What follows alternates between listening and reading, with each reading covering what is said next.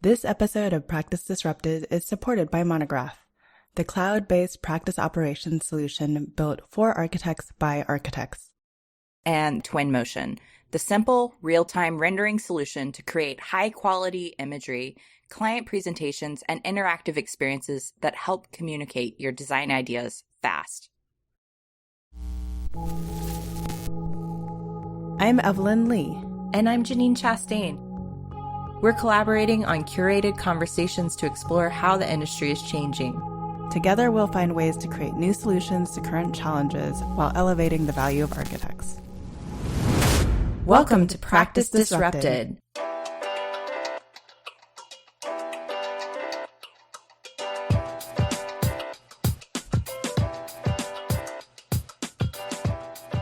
Hello, listeners. Hello, Janine. Hi, Evelyn. Hi, Disruptors. Welcome back to Practice Disrupted. Today, we're kicking off Season 3 after a very short summer break or siesta, and excited to bring you all new content. Behind the scenes, we've been planning and thinking through 20 new episodes with all new voices who are helping to disrupt the practice of architecture. The show was created really to discuss the changing nature of architectural practice, and we've all been through quite a few changes over the course of 2020 and 2021. Through our exploration of themes across 2 seasons, we've discussed a wide range of topics from individual career advancement to specific business strategies firms can use to elevate their practice.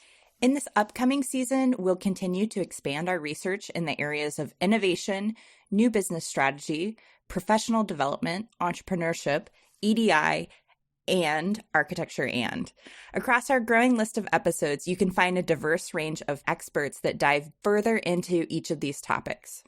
Every season, we bring on a guest moderator to help us kick off the show. This season is no different, and we are excited to do a crossover episode with our friend, Catherine Meng, who hosts the Design Voice podcast. Janine, why don't you jump into her bio? Catherine Meng is an architect at DLR Group in San Francisco. Her broad design experience includes projects in the multifamily housing, higher education, workplace, and commercial sectors.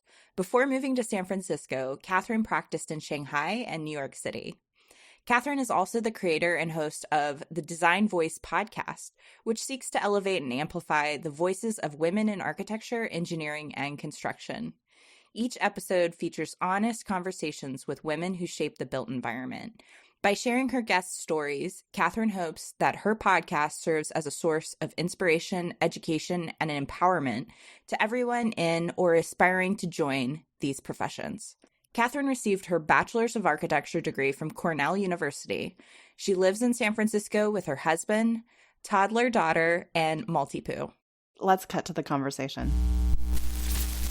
Okay, Catherine, all yours. I'm excited to do this with y'all. I know, this is so great. Like, I remember singing karaoke with you at Quan Himni's office, so now I feel like it's come full circle. We're doing a podcast together. It's such a small world. We're bonding. It is. And then I was in your series earlier last year. Yeah. And we always talked about wanting to do kind of a longer extended version. So here we are. Yeah, I know. So you guys hit 40 episodes, which is crazy. And like within a span of a year and a half? Like, that's crazy. Congratulations. Thank you. Oh, thank you. It was kind of our pandemic project. Did it start? I don't remember now. Remind me. Did you start the show during the pandemic? Unintentionally, yes. We were talking about doing a podcast, and then the pandemic hit, and the timing just kind of collided at the same time. And because of the pandemic, I think it really allowed us to dive deep on it and have a anchor point to the show that actually was, part of the thesis. It unintentionally, it was like it validated a lot of what we were talking about. Yeah, big, huge thanks to our production team over at Gable Media. I mean, without them, like, we wouldn't be able to have hit 40 episodes. So, and the show wouldn't sound nearly as good. So I've been wanting to do a podcast for a really long time. And I don't, the architect in me is like, if I can't put it out in a certain, put out a show of a certain quality, then I don't know if I want to put it out into the world. Yeah. I know that's like not what entrepreneurs do, but that's definitely the architect side of me driving that line of thinking. So without them, I mean, we definitely would not be where we are today. Yeah. Shout out to all the editors listening to this right now. Yes. Did you originally intend it to be like a limited run series? We initially planned for 12, and then we heard that other Gable shows had signed on and they were doing 20, and we're like, we could do 20. And then I think it naturally evolved into, well, like, what does the next season look like? Mm-hmm. I don't think we set any expectations coming in. Yeah. What does your next season look like?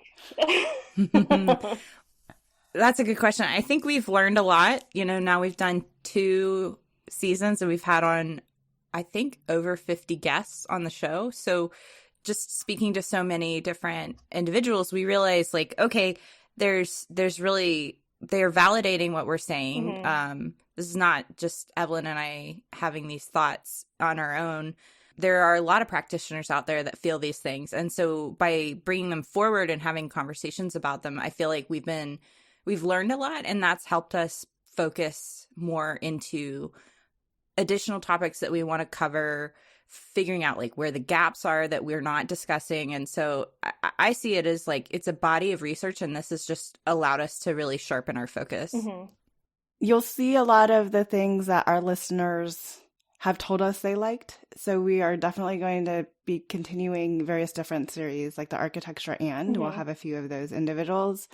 I think, well, I know Janine and I want to continue kind of our future of the architecture, and I want to have another conversation with Asian American architects. Mm-hmm.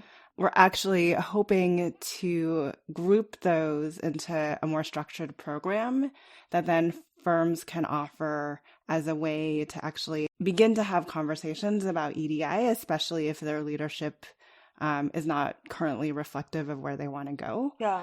As a thought starter, as a conversation starter, to really begin to help firms move in that direction. And then I think, Janine and I talked about trying to tie everything back to practice in a more realistic sense, which may kind of seem at odds with where practice of architecture was headed and what practice disrupted is. But the ultimate goal is to move the profession forward in a meaningful way. So in order to do that, we need to make sure that we enable the small steps as well as the large steps. Mm-hmm. That's right. So we're doing a little bit more on additional tactical ideas on how to bring these ideas forward into practice. We're speaking with more architects next season in firms, and we're also going to be speaking to a lot of entrepreneurs. I think that's another part of our interest area is this like, next generation of like new leaders that are coming in to lead the profession. Yeah. Do you have a sense of who your listeners are? Like what they do? Like, are they small firms, big firms? Are they entrepreneurs? Like age ranges, just, general demographics of your listeners? Do you? Just kidding. Well, it sounds like you get a lot of like feedback from listeners. And so like, who are That's those? One of the hardest things. Yeah, I mean, I do feel like, I'll let Janine elaborate, but I do feel like that is one of the hardest things when it comes to podcasts, is really understanding who is listening and the effect that it's having. But anyways, Janine, go ahead. We do, only because for me, I have to use it as a metric in order to understand how to adjust and move forward. I need that feedback. Yeah. It's really hard for me to be in a vacuum. So I have been really adamant about reaching out on social media and to people that I know are listening and trying to prompt feedback. Mm-hmm. But I've also been really surprised. I think that we attract really excited leaders in our industry who are thinking about things differently. So that's like a no-brainer. And then every once in a while, we get these amazing comments from young professionals who work in firms, and they're like, they feel heard. And so those are the young emerging professionals that are sitting at their desks doing waterproofing details and feel maybe pretty miserable. And so I think that's part of our audience. And then we have also heard from practitioners who run firms, and they're saying, oh yeah, we're listening and we're trying to take in what you're saying. You're saying a lot. help me get this into a digestible way that I can implement it in my firm. So we have a big range, like people who like get it and people who want to get it. So I feel like we have a big responsibility to try to address different points of view. Well, part of the reason why I ask is because I'm curious how that all plays into how you determine what your episode's about. And maybe this is getting to, like behind the scenes of podcasting and like the listeners don't really care. But I don't know. I feel like I struggle with like talking, like interviewing people or talking about topics that like I personally am interested in. But then it's like, is this the kind of content that like people want to listen to? But it's like you mentioned, it's like so hard to, I feel like podcasting, especially, you're like in such a vacuum and you really have to like drag feedback out of people. And so I don't know, it's hard to figure out, where you want things to go or like what topics you want to cover. But I guess with your show, you have like a very strong thesis or point of view. So maybe everything is sort of revolves around, a couple central ideas. I mean, I think we're constantly pivoting. Wait, that's the beauty of it and all the change that is happening in the world right now. So we try to practice what we preach. We do take whatever feedback we get and note it and consider how to adapt overarching themes, like connecting back to practice in a meaningful way that people can then take steps and move forward. Mm-hmm. But at the same time, Janine will like come across an interesting person in General Assembly and she'll be like, what do you think about this?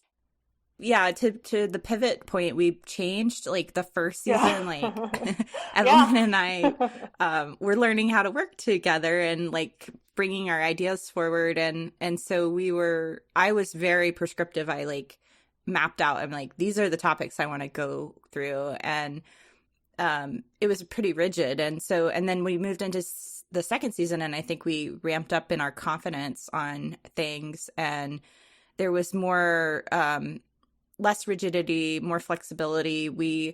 I didn't structure like exactly what needed to flow when. It just kind of whatever we got recorded, released when it did. There were a range of topics and we started seeing themes within those topics, which was really helpful. But we also, I think to come back to that other question you had about our audience, the other thing I've noticed with our episodes is we typically go into these very niche topics like transitioning from architecture to tech. And what ends up happening is people hear that and then they send it to their friend because they know their friend is specifically trying to solve that problem in their career. And so we get a lot of listeners that were referred to the show because of a specific topic. And then they end up listening to some other episodes. So I'm not convinced our listeners listen to every episode. I think there are probably some out there that do, but I think we get a lot of like organic growth that comes in naturally based on the topics that we're talking about. Are there any topics that you haven't talked about yet that you're like itching to address in future episodes? I would say that there's people that I want to bring on. I don't know if they're central topics. I do feel that the act of making podcasts, similar to the act of writing that I've kind of used over my own career, just by commentating, like the more you kind of put your voice out in the world, it's easier to actually focus your ideas, right? Because otherwise then you have all of these ideas in your head and you don't know which direction that you're going to go into. So this is actually obviously not answering your question, but I but I do feel no, there's individual people that I would really love to bring on. This need for architecture for me to evolve is like the consistent thing that like, and passion that continues to drive me. There's always another reason that's going to come on that I'll identify as to like, yes, see, and that's another reason why we need to change how we are doing things. But rarely ever have I identified that reason and then been like, let's make a whole episode about it. Usually that's a really interesting person. And here, given our point of view, here's where their narrative fits into that context. Yeah. I agree with what you said about the iterative process of writing and podcasting. Like, one of the things that I was thinking about when we were prepping for this is just that for me, like, this is a medium where I'm able to explore and nobody is micromanaging me on what I can say or do. Like, Evelyn is always very open to, like, taking an idea that I bounce off of her and we'll workshop it. Like, we go through a process of trying to figure it out together. And so I've put ideas out there over the past 2 seasons that, like, maybe it was something that I was thinking about while I was working at some point in the past 10 years. And exploring it with other people and really talking about it, I sometimes feel like, again, validated, like I'm not alone.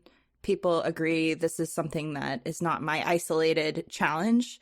And then in some instances, I actually change my mind. I might, shift my perspective a little bit. And so that it's been really, like, nice. Actually, it is not a concrete thing. It's very, like, fluid. And I think when I started the podcast with Evelyn, I was coming out of transitioning from my life in the Bay Area and going into season 3. Like, I'm really looking forward now as a business owner and trying to figure out where am I heading with my company. And I know Evelyn's doing that too. So it has become it's like a vehicle for thinking about what do I want to be doing with my business and my career and how do I want to be focusing my research and my energy. Yeah. It's interesting what you sort of just touched on, Evelyn, where you have this drive to change the architecture practice. And Janine, I know that I feel like you sort of feel the same way.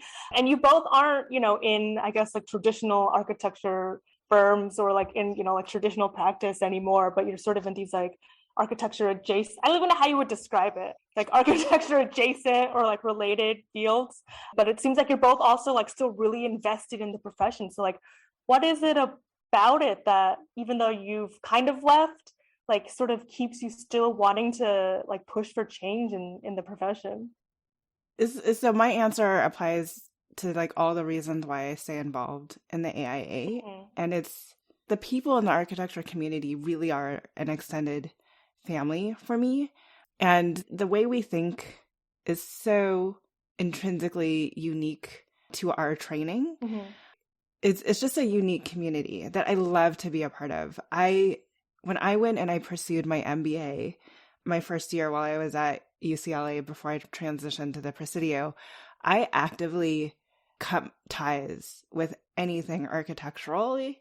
Like, I was like, I don't want to be in any real estate development club. I don't want to be in any green building clubs. These were clubs that I could have been in. I just like, I'm going to try something new. But because I had already been so involved with the AIA, both at California and national, because my circle of friends were all architects, I found that I really missed that. So in doing that, it bred extra clarity when I came out of school in terms of like, I need to do something that is still adjacent to the profession. But at the same time, like all of those issues that I had seen while I was a practicing architect, like those are still happening.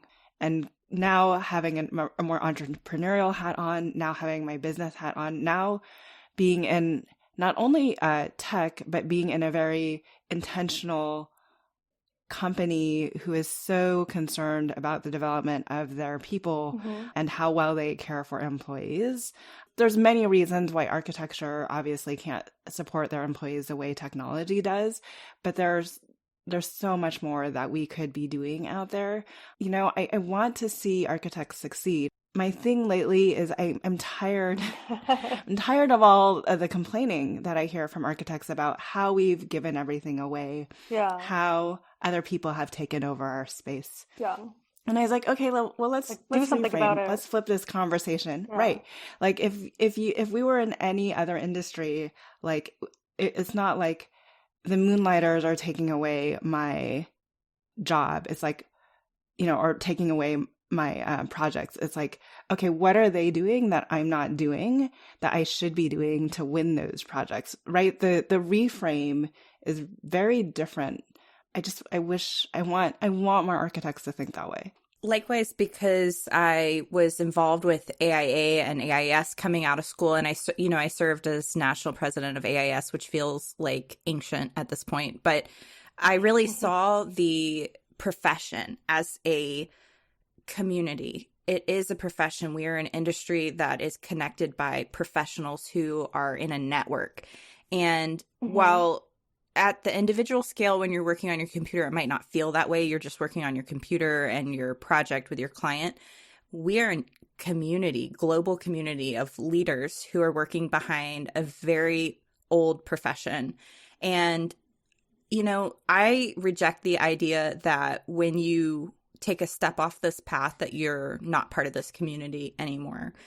I went through my school training and I sat at the drafting board and I did all the projects and the critiques and the homework assignments and the studio nights.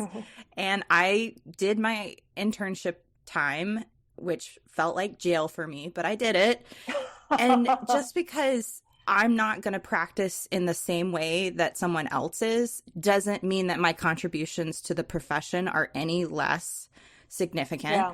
I see a place where I can contribute that is meaningful, and that is how I choose to practice. And I am very passionate about this industry, and I want so badly to create change, because after going through all of my internship hours and time and coming into this profession that I thought was a professional society and would treat people with dignity, I realized, oh no, they don't. It was heartbreaking in some senses. And I think that's ridiculous. It's time for this industry to move forward and treat people better. And I want to be part of that change. I want to help firms figure out how to design beautiful buildings and still be respectful to their staff and their employees, so that people who love this profession can thrive and they don't have to leave, and they don't have to feel like they have to go start their career over again because of a recession or because, there's really bad management at their firm. Those things can be adjusted. It just has to take someone caring enough to change it. Yeah. Whew. I really like what you just said there.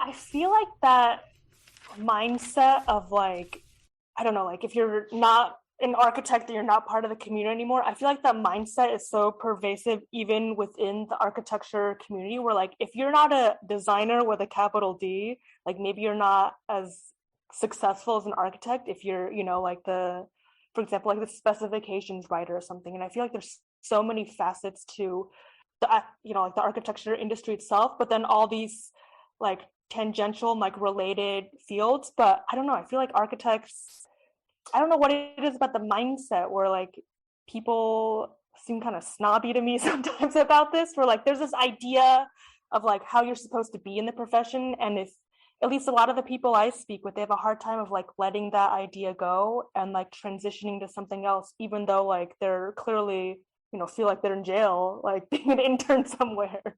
I don't know what it is about like the architecture profession that has such like this mindset like hold on people. I think some of that can be traced back to studio culture in a way. Yeah. I feel like it becomes increasingly harder for me to talk about studio culture because I would like to think that it's evolved since I've been in school. I know we did a recent grad panel. Maybe it'd be interesting to do like a current students, a current student panel to see. We can test the theory of like what has evolved in studio culture. But so much of that competitiveness that I felt in studio still holds true in practice. And we are so protectionist about everything that we do that I feel like it's harmful because then we can't support one another more broadly because we are protecting our own individual work so much, if that makes sense. Yeah, I have a lot of responses to this, and I wish I could dial it down into a very simplified answer, but I think there's a couple of factors going on psychologically. There's definitely an ego component to it. I think we're taught that there are right and wrong answers in architecture. Like if you think about it from a code standpoint, there are wrong answers, and that's for the protection of health, safety, welfare. And so when you look at it from that standpoint, there's rigidity. When you think about it from a design standpoint, there can also be right and wrong answers, especially when you start to get someone who has an ego involved in the design process and feels very strongly about what those right and wrong answers are. And I think there's a lot of psychological elements to what's going on. There's the long-term process of the education and the licensing, which is an honor and a very important one that people have to work towards. So I don't think either Evelyn and I are suggesting that those credentials or those requirements are not necessary. What we're talking about is culturally about the soft skills that happen within a firm and how we treat people. And so inconsequential things that maybe aren't prioritized, those are the things that I think really we're talking about in terms of how people are treated and respected. And I think that's where we have the most to gain in terms of how we might change over time as an industry. Let's take a break from this conversation to talk about our sponsor of this episode, Monograph. We're proud to partner with Monograph because they are helping to transform the practice of architecture, one design studio at a time. Tired of using dated and clunky software to manage your firm? Or do you feel frustrated wrangling all of your spreadsheets to get a clear view of where your project stands today? Monograph is here to help. Designed by architects for architects, Monograph allows you to track your time, your projects, and your budgets in real time. With their awesome Money Gantt, you can immediately understand project performance across your entire firm portfolio. Need to adjust your projects week to week? Their new tool, Resource, allows you to reallocate your team's time and track its impact on your remaining budget. Be proactive with Monograph. And Twinmotion. What if you could visualize your building in a couple of clicks? Remove months from the design process, or create a bridge between stakeholders to solve problems before they even come up. Our friends at Twinmotion offer simple, real-time visualization for architects. Their state-of-the-art technology lets you view and edit your scene on the go in the same pixel-perfect quality as the final rendering. Twinmotion seamlessly integrates with other tools like SketchUp and Rivet, transforming your BIM or CAD models into high-quality images, panoramas, standard or 360-degree VR videos, or presentations. No wonder it's being used by industry leaders like Zaha Hadid Architects and HOK. What's more is you'll have access to the world's largest library of 3D assets to populate your scene. Sound complicated? Well, what if I told you that Twinmotion enables anyone to present their biggest ideas in the easiest way possible, regardless of previous CG experience? Or that it uses drag and drop assets and the power of Unreal Engine to truly differentiate your projects. To learn more, visit twinmotion.com, or to download a free trial today, visit our exclusive URL, twinmotion.link/disrupted. That's twinmotion.link/disrupted to try Twinmotion for free. It seems like you both are at a place where being, more outside of the practice or industry, you have, more of an ability to actually affect change in a sense. And I feel like it's also the converse of that is being within like a large firm and trying to change the culture from within. And, a question I often ask my guests are, what would your advice be to someone if they're at a firm where they don't have the same like value alignment? Would you recommend they stay and like try and change, or would you recommend they leave and find a different firm or practice that has the same values? And I don't know what the answer is. I feel like there is value to like staying, within an organization and like trying to change it, but maybe it's more effective if you go somewhere else. So the way that I've been addressing this type of question, because I've been there, done that. Like I stayed at a firm much longer than I probably should have because I thought there was an opportunity to lead. I was told there was an opportunity to lead, and then frankly, that opportunity never came around. So my response is that I think people should treat their career more like a business. I feel like we tie so much emotion to what we do inherently because we are architects. I think this is true of every industry. maybe, but I think it's even more true of architects because of the emotion and passion that go into the making of a project. I hear the countless stories of people staying at a firm, not because they love necessarily the culture of the firm, is because they love the people that they are working with in their immediate team, or they love the clients or the project that they are on, So then they create these time-bound things where like, I'm just going to stay at the firm until I wrap this project. But I feel like, ultimately the firm leaders are treating their firm as a business. So if you were to treat your career as a business, then you need to make the moves that are right for you, kind of independent of the emotion. Yeah. There is some validity to trying to change from the inside out. I would not be a part of the AIA if I didn't believe it. Yeah. Right. But I am putting myself in a position where I'm a volunteer leader in a big organization. I'm not getting paid to be a part of that. And I feel like within the AIA, there's a leadership structure that I am empowered to move myself up in.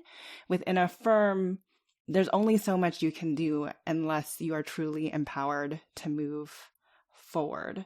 So I would say to those individuals who find themselves in the position that sometimes leaving is just as powerful as staying and trying to change, that if you leave and others follow, for the leadership in that firm, like that's also a sign that they need to change. And sometimes that's the sign that they need to actually create the change, unfortunately. Ultimately, I feel like people have to do what's right for them. If you can withstand it and if you actually see change happening, by all means, stay. But I've definitely been in the position where I got my hopes up and it just didn't happen. Yeah. I've tried both approaches of staying and leaving, and I think there's value in both. When you stay, you kind of have to learn from what each challenge is trying to teach you. And, there's value in that and the patience and looking for long-term ways to make incremental changes over time. Personally, I'm not actually a very patient person, so that's very difficult for me to do. And in the instances that I've done that, I end up being really frustrated. But, the metric that I use is once I have a goal in mind that I want for myself, I find that it's really hard for me to like put it aside, especially if I see like there's like a really clear path forward that's not being implemented. When I've stayed, I've tried to work on my personal goals and like whatever the goals of the company are at the same time, and try and figure out ways where can the values align, where do they align, where am I maybe a little bit like have a blind spot. But up until the point that I realized that my goal within that company isn't going to be able to be reached, and at that point, that's when I've learned I have to move on personally. And I'm not afraid of like change anymore. I used to be, it sounded really intimidating when you change jobs like at the beginning of your career, but like now I've done it a few times and it's not really that bad. And I think you learn something from every time you go through kind of a transition process about yourself. And looking back, I would say the things that at some point I probably identified as really hard and was frustrated by, like, I think now I can see how they like added value in some ways to helping me grow personally. But yeah, I think you have to just kind of like decide what your own value system is and like what you're willing to sit with and not, and when you reach that threshold.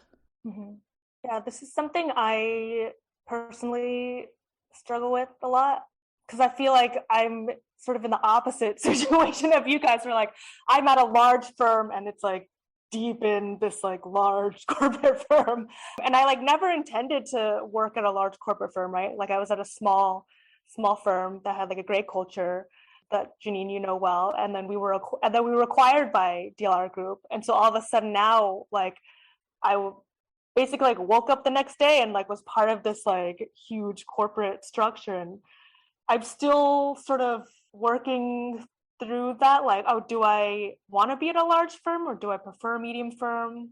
And I think a lot of it has to do with what you said too, Evan. We're like I like the people in my office a lot, like it's still the same culture and like firm and people that it was before, but now we're just sort of this like little office within this like giant organization. And yeah, I just wonder like what my role should be within all of this. I feel like I don't know, I feel like if people are at a place where they feel like they have a voice and the power to like say something, they should.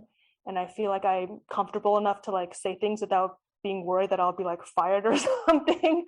But it's like, how far do I want to push it, right? Like how much do I want to stick my own neck out there, or like how much do you want to push for change, as opposed to just like, if your life is fine, then like continuing on your life, even though I don't know, like if you have the power, should you say something? It's like something I struggle with a lot. I mean, I think it comes back to values. And I would say that the thing that I've learned and I would recommend for you and anyone listening is just like, you have to be really clear about what's important to you and what the non-negotiables are.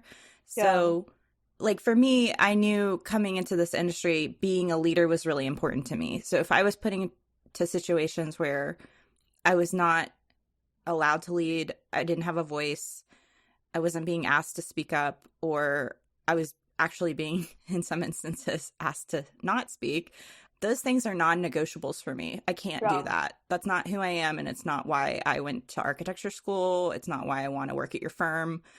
So you have to understand those things about yourself so that you can understand when you get into situations like that, why you're leaving. And in any change that you make, there are going to be trade-offs. So like if you go from like a small firm, you're going to have a set of variables that you'll like and you won't like. If you go to a large firm, you're going to have a set of variables that you like and you don't like. And so there will be problems and challenges regardless. You just have to decide which ones you can live with. Like, and some people can live with it. Like they're fine being put in that role and it doesn't bother them. So I would say like just being really clear about like what you want to get out of that job and using that as a metric for how long you want to stay. I know a lot of the people you've interviewed, or a lot of the topics you've talked about on your podcast are, you know, around entrepreneurship and people who are crafting their own type of practice.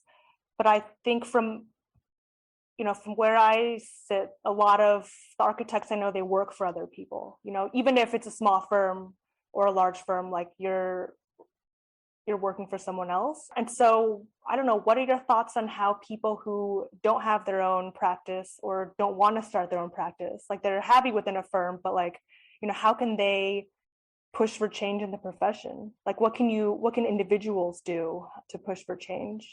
I mean, my approach, there's always room for change, right? And we are where we are because we haven't changed for so long. Yeah. But I think independent of where you are, I would hope, and, you know, would love to get feedback from any of our listeners out there. I would hope that they can take some of the learnings about being more entrepreneurship and apply that more internally. The onboarding process at Slack, the recommended onboarding process that I've been researching, you know, companies that have a year-long onboarding process are much more likely to have happier, productive employees in their first year than people that have like a 1 day, 1 week orientation process. But part of the success of that onboarding process is continuous feedback too, right? And inviting conversation and inviting, you know, even your interns have something to say about how well your intern program went and how well like it served them over the course of the summer that they were at your firm. So ultimately, all businesses should be finding ways to improve everything that they're doing. So if you're an individual, like we call them individual contributors in tech, we don't actually have a name for them in the architecture firm, but if you even are like in a drafting role and all you're doing is picking up red lines, like is there something that you're consistently picking up that you're like, oh, if we did this, if we just changed our standard detail, we wouldn't have to continue to get like respond to this red line. You know, how many times have we gone into the building department and because we haven't updated our detail, they come back with this comment, like maybe we should relook at our library. Maybe you're in a firm that doesn't even have a library and you want to build a library. I feel like there's always moments to be entrepreneurial within a firm or to think about where's an opportunity for incremental improvement? And I think that's kind of the mindset that I feel like the profession has to have to begin to move things forward. It will ultimately be up to the firm leadership in terms of whether or not they actually listen to that. If they're not open to that, for me personally, that's just a warning sign. That's just if they're doing things because it's always been done that way, and they will continue to do things because that is the best way for doing things, that for me, that's a firm that's going to fall behind. So that's a firm that you'll never be able to create change in. Yeah. I think about it like basically like every time you go into a new firm environment, like if you change a firm, every firm has an ecosystem and it's very complex. There are basically norms in how firm leaders communicate. They have vocabulary they use. They have things that they believe are right and wrong answers, as we talked about. And over time, like when you live within that ecosystem, you learn it and you understand what the rules are and you play by those rules. It's the same in like your family. Like you go to your house and your parents have rules, and you go to your friend's house. There's topics you stay away from. Yeah, you go to your friend's house and you're like, wow, they can talk about those things, no problem. That's amazing. I think that to be a change agent, you have to be inquisitive. Like we do this when we go out on a project site. Like we'll go and scout it and, walk the site and take photos and understand how the sun influences, the angles on the property. It's the same thing. When you go into these firm environments, you have to make observations and ask questions about why they're doing things and why does the firm principal act like that in this scenario, or like whatever it is. And so like when you start collecting that data, you can like kind of start to see patterns and things that are working and things that are not working.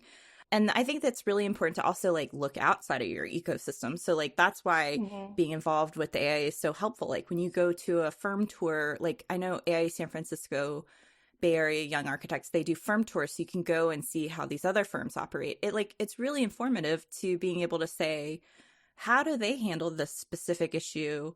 And you can kind of compare it to your own way that your firm does it, and you see where there's like a different approach. I think people get caught up like in this idea of like there are right answers and this is the way we do it and this is how it's done.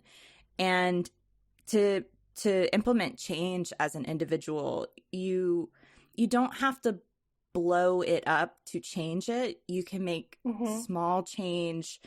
You can be thoughtful in communicating and advocating and pointing out some of these patterns that you see.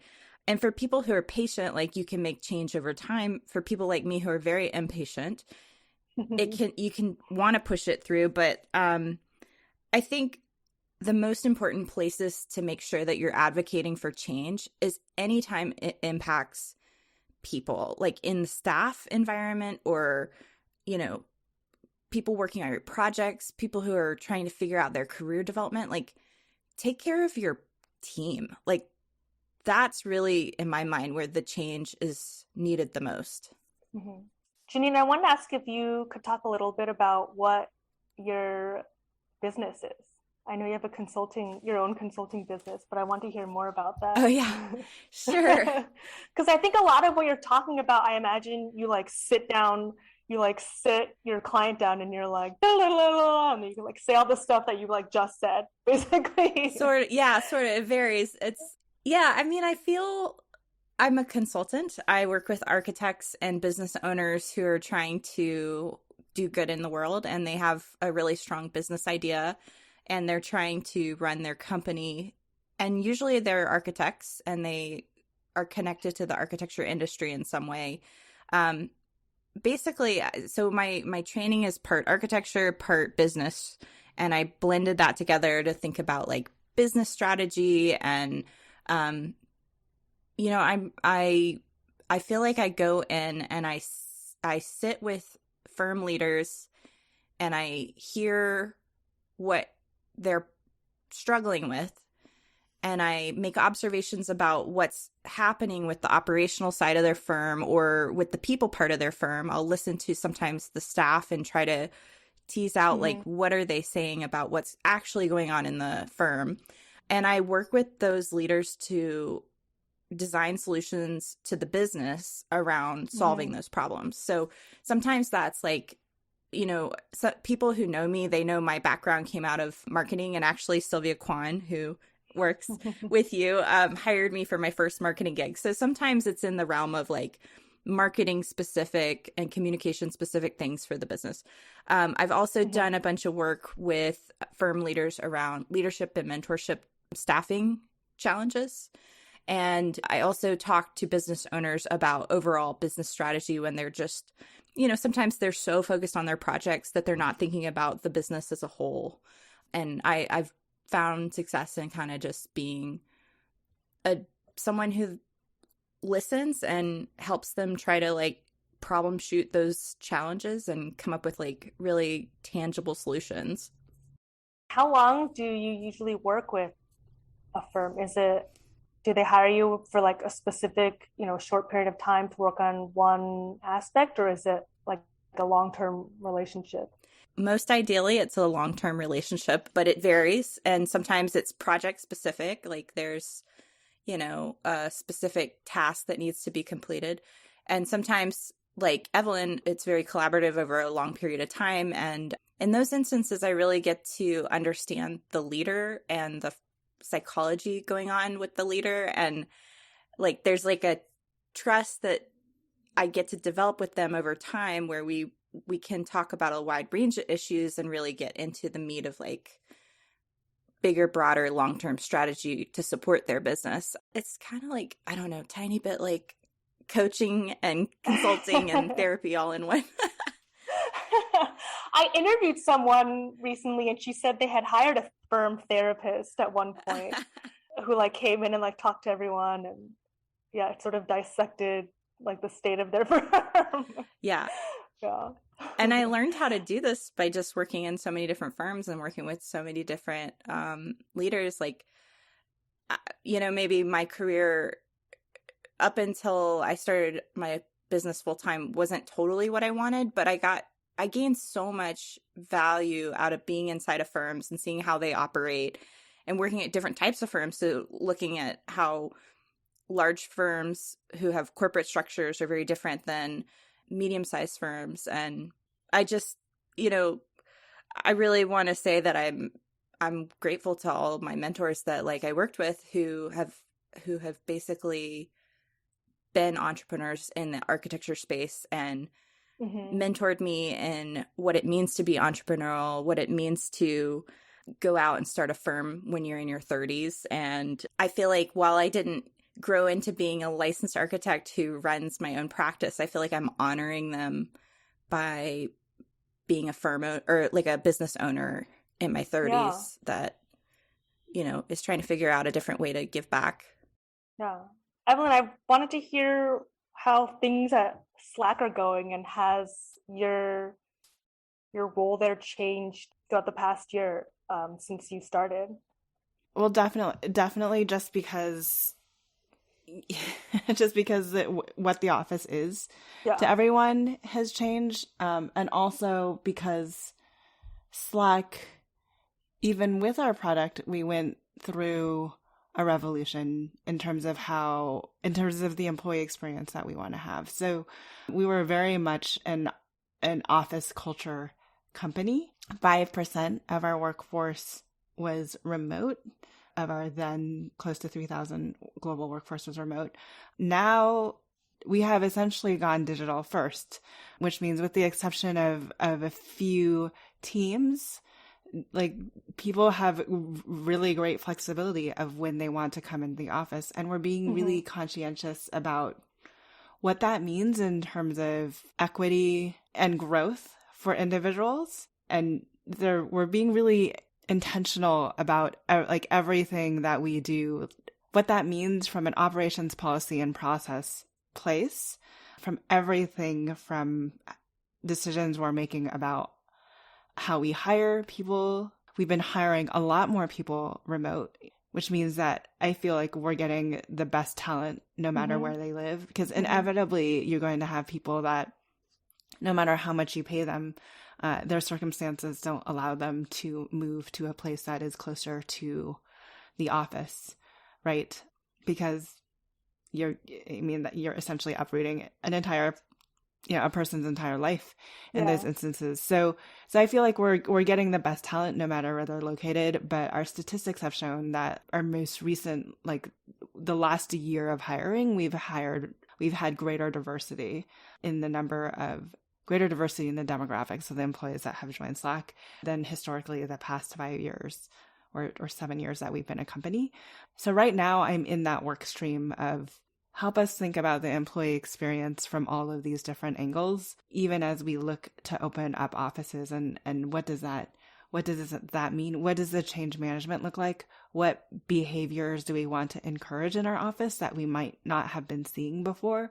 I was a workplace consultant, so I was in a lot of different companies' offices previous to going in-house at Slack, and we have this unusually library quiet culture and in an open office. There have been some architecture studios like that I've walked into. It's kind of like so the long and the short of it is, if the office is really a place for collaboration, then can we evolve our behavior outside of what was previously happening in the open office? And can we create new environments just through even changing furniture and onboarding people in a different way that begins to encourage new behaviors in the office? So all of those, that's kind of the stratosphere of where I am. Slack is also going through an acquisition right now. So it's interesting. You were talking about your acquisition, from your company to a smaller firm to, DLR. Slack, I think we're a little under 3,500 right now. Salesforce is 65,000. By 2025, they want to be 100,000. I had never thought I would be at a company, especially coming out of architecture firm, that was ever that large. And it'll be interesting to see where I land on the other side. Yeah. I feel like as organizations grow, it's hard to keep that cross collaboration flow going because at a certain scale, some people have to specialize in order to just get things done. So, so I don't know if my role will be nearly as cross-functional if I on the other side, but we will see. What do you both feel will be the biggest challenge as architecture firms emerge out of the pandemic, assuming there's not, a Delta variant that shuts everything down again? But, what will be the biggest challenges they emerge, and what are your thoughts on, how they can address what those challenges are? I think from what I'm seeing really eager firm owners that are ready to get everybody back in the office. And I think there are going to be challenges that there's probably what the firm owner wants, and then there's what their 30 employees want. And there's going to be a gap between that has to either be worked out, or there's going to be some strong arming going on. Yeah. And I think also every time we've had a conversation with someone getting ready for season 3, like everybody's handling it differently. So there's so much variation from firm to firm and state to state about how people are going back, that it's going to kind of take some time, I think, for all these different companies to transition. I'm worried about the bumpy road back. For all intents and purposes, I think all the research I'm doing into the hybrid practice is going to be relevant for at least 5 years. It's everything I'm hearing coming out of firms is different. Firms are having problems communicating with one another. Firms are making decisions about being more flexible, but not setting up a digital HQ to really enable that flexibility to happen. There are definitely a handful of firms who have gotten all of their ducks in a row. They tend to be the smaller ones where the team is the firm and the firm is the team. I don't know. There's all these various different approaches, so many days in the office, or we want one, if you have just joined the firm and are of a certain level, you have to spend every day in the office. that everyone else doesn't have to spend every day in the office. Yeah. How do we communicate? Our adoption of new technologies as a firm, like, think about that. Like, if your firm is using Revit, does everyone actually know enough in your firm to actually use the tool?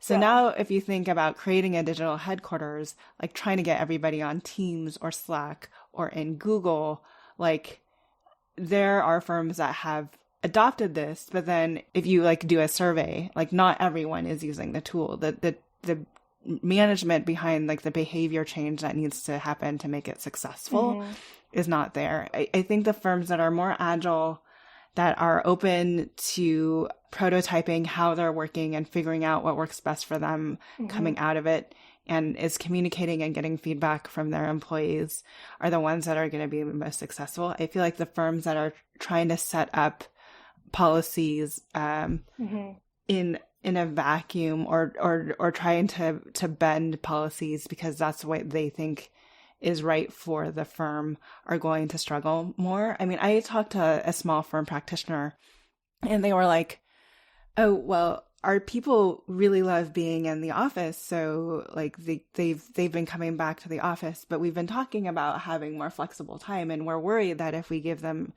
open-ended flexibility, then no one will show up. And I was like, but you just said that people like you just said, but it was like literally in back-to-back sentences. And I was like, do you just realize what you just told me?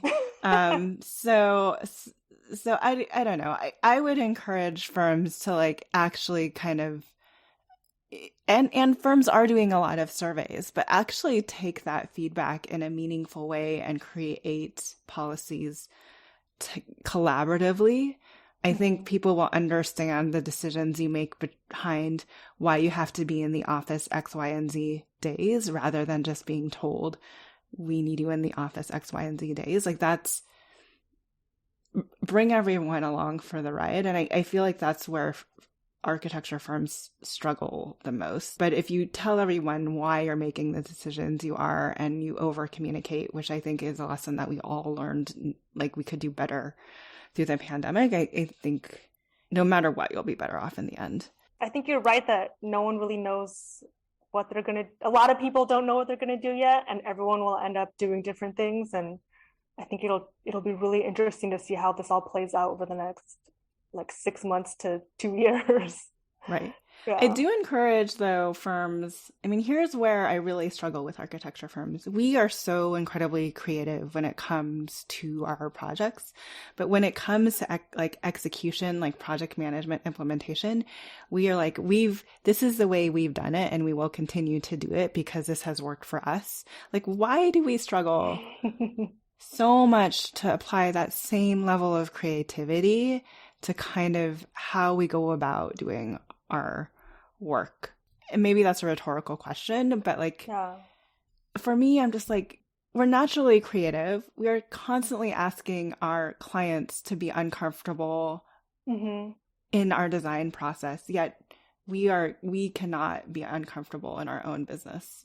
Yeah, Evelyn, I think you said it really well. I think, for me, like, this next decade, and certainly the next year as we come out of COVID, like, I think firms and leaders need to be thinking about how we're redesigning this industry and our individual practices to value our employees and put our people at the forefront of how we think about our businesses. We're a profession that has been very top down for a long time, and I think that's starting to shift. And we need to make sure that our staff are a priority, that they're financially supported, that they are professionally supported, that they are emotionally supported.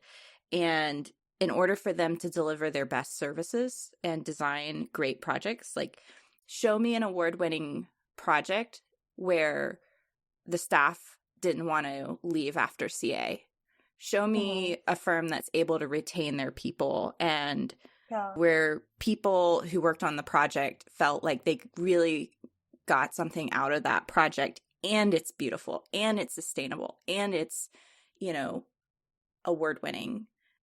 In order for us to make the contributions that I know architects want to make on society, in cities, with the climate, I think it has to start by valuing our staff and managing our projects in a way that treat our staff as well as we want to treat the communities that we're building these projects for.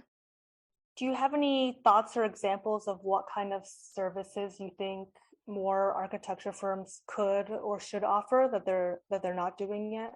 It's got to come back to valuing, what we are offering. Like, first and foremost, like, be clear, like, what kind of projects are you going after? What work do you want to be doing?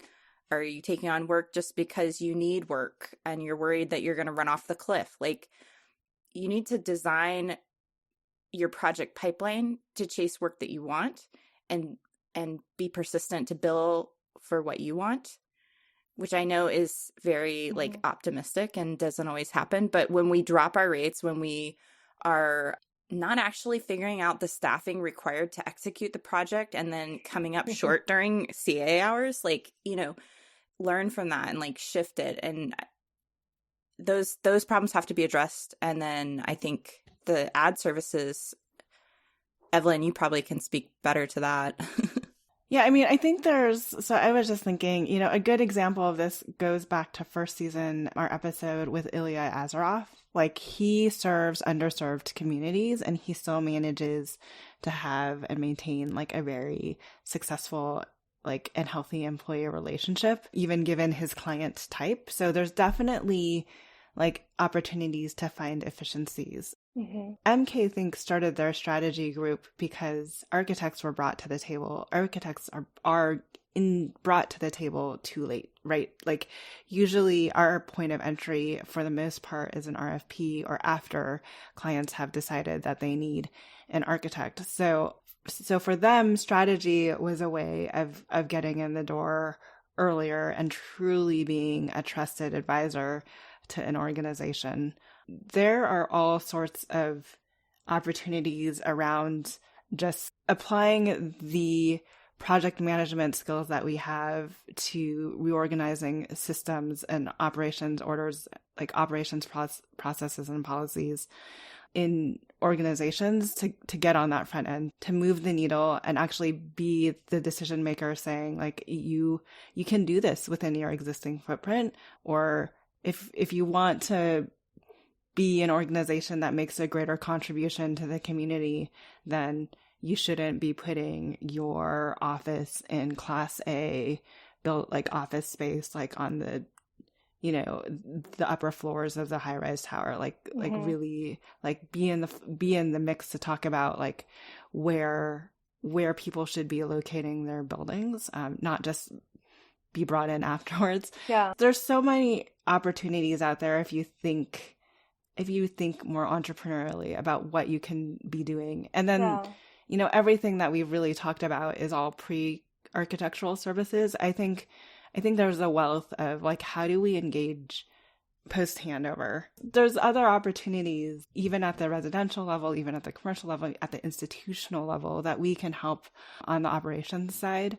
Plus, I feel like so many times we design buildings and then we don't get the opportunity to go through the change management. So our buildings aren't used, and this happens a lot, I feel like, in the public realm. Like, our buildings are never used the way they were the design intention behind it. Yeah. So there is a real space to play in there, as long as we can understand and are able to communicate the value and the language that those business partners need to know to understand that, like, and actually, if you actually pay me for this change management, for post-occupancy services, if it will drive your bottom line because you will see added efficiencies in X, Y, and Z. But we have to be able to create metrics and data around that to kind of position ourselves in that space. Yeah, an example I just thought of this or remember this from DLR Group is DLR does a lot of K through 12 like educational projects, and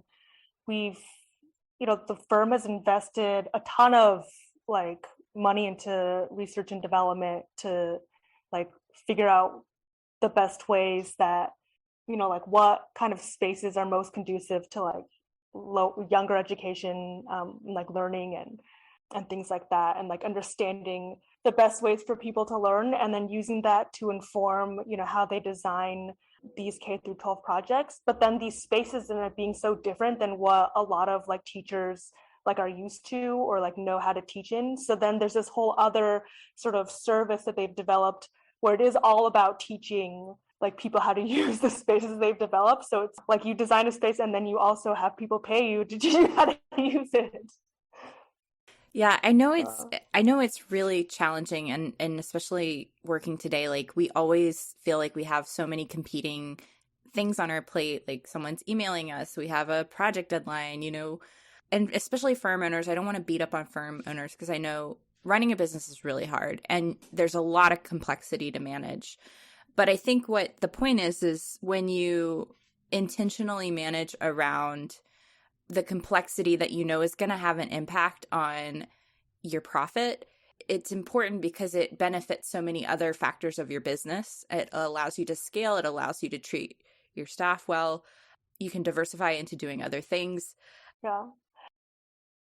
So I want to be respectful of both your time, and just end with one last question. So what is something each of you finds really inspiring right now? One thing that I actually find inspiring is it is an employee market right now.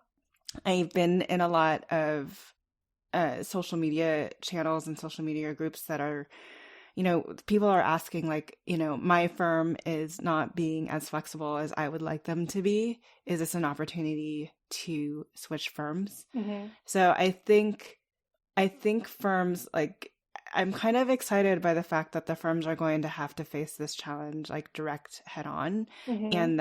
and that employees are kind of making decisions with their feet. Definitely. I'm inspired by all the amazing talent out there just doing the podcast, we get to speak to so many ambitious leaders who are doing different things and thinking about things differently. And I think in every architecture firm out there is untapped potential. Gen X, millennials, Gen Z coming up. I know, I'm a little biased. I love the boomers a lot, but I do think that as we start to create more space for Gen X and millennials to have a voice inside of firms, when they feel less restrained, they're going to do amazing things. I mean, there's so much potential when I think about the people that I know that are working inside of firms that I know when they become firm leaders, it's going to be a different industry entirely. Yeah. And so that's what it gets me excited. I mean, I will say from my own experience, like personally, I have been wanting to be a business owner my entire life, and I've been working towards this moment. So for me, I'm really inspired because I feel like I'm finally getting to run my own business. I don't have somebody standing over me telling me that I can do this or I can't do that. And I'm doing it. And so I feel excited about the next 5 to 10 years of my life as I build my business. Ugh, it's been so much fun. I know. I feel like it went by so quickly. I know. What are you inspired by, Catherine? Yeah. What are you inspired by? I am inspired by, I feel like I've seen a lot of movement since last summer with firms and, issues surrounding equity and inclusion. And a lot of it does feel like, sometimes it does feel a little performative, but I do feel like there is like slow forward moving progress. And I feel like it'll become more and more of a business issue as well. Like we're seeing in more RFPs, like clients are asking, like, what's your what's your stance on EDI? So like the more clients request it, the more I feel like firm owners will be like, oh, like we have to, even if it's like not for, like the morally correct reasons, if it's like, even if it's driven by like a business decision, I feel like that'll still ultimately be good. And in my mind, the evolution has kind of been, like sustainability in architecture, where, yeah, like maybe back in the day, a handful of firms like truly believed in sustainability. But then once there's like a business reason to, like now everyone has like a sustainability like tab on their website. And a lot of it is still performative, but I feel like that has become sort of accepted within the practice. And I feel like I'm hoping that issues around equity inclusion will get there as well. I'm hopeful. It's slow. There's a lot of backwards thinking too, but I think we'll get there. Yeah, I'm optimistic. I'm also inspired by the Gen Z people, because I feel like when I was in architecture school, I just sort of, accepted whatever was being like thrown at me. But I feel like kids these days, they call things out. I feel like I hear about students, like protesting what kind of classes are being taught in architecture school. So I feel like the next generation is even more vocal about like not standing for like the old ways than like millennials are. So I feel like they'll also be a driving force for change. Thank you, Janine, for suggesting that we bring Catherine on. I really enjoyed having her on as our guest and our moderator for the season opener. Yeah, I'm so happy to do it because it's funny, like she and I both worked at the same firm, but at different times. So we were connected to all the same people and have a very deep understanding of the culture of that firm. But we never got to work together. So this was kind of a nice way to make that happen. Absolutely. So what are you excited about either for this season or kind of as the second half of 2021 wraps up? I'm really excited about the fact that we've already done 40 episodes. I feel like we have learned so much through the process of creating a podcast. It's taken some time, but our confidence, I think, is much higher than it was when we started out. I think we've figured out like what works and what doesn't work with the podcast. And we're starting to really think about specific research topics that we want to go further on, which is really cool. So I feel like we're starting to move in a really strong direction in terms of going deeper with this work. I'm interested in going deeper, but I'm also interested in kind of all the threads that, like the additional threads that have kind of emerged that we can begin to pull on, and just other areas that we can explore. I think in light of like continuous improvements as a whole, like it's just, for me, it's just like, it's never ending, but in the best way possible. That just means that we can always continue to get better. I think that's a good point. And like, I think I'm most inspired by the fact that there's so much more that we can continue to do with the podcast. It wasn't like we hit a end to this journey. Like, I feel like this journey is just kind of beginning. Yes, and I think that's a great place to end our opening episode for season 3. Thank you for joining us. We have a new episode coming out every Thursday. Thank you for listening and tune in next week. Thank you again to our podcast partner, Monograph. Learn how Monograph can help you take control of your firm's financial health.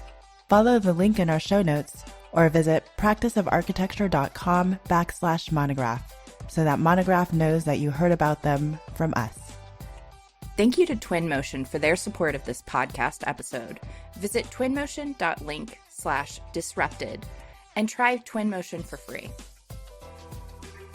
Thanks for joining us on Practice Disrupted, a podcast by Practice of Architecture. You can find all of our past episodes by visiting practiceofarchitecture.com/podcast. You can also get involved with our growing community. Find us on social media at Practice of ARCH. And you can join us in the POA Lab. You can apply to be a part of the Practice of Architecture Lab by visiting practiceofarchitecture.com/lab, where you will have more opportunities to interact with us and all of our podcast guests. This show is part of Gable Media. You can learn more about all of the podcasts and video content connected to this community by visiting gablmedia.com. Don't forget to share with your friends and feel free to let us know what other topics or speakers you are interested in hearing about.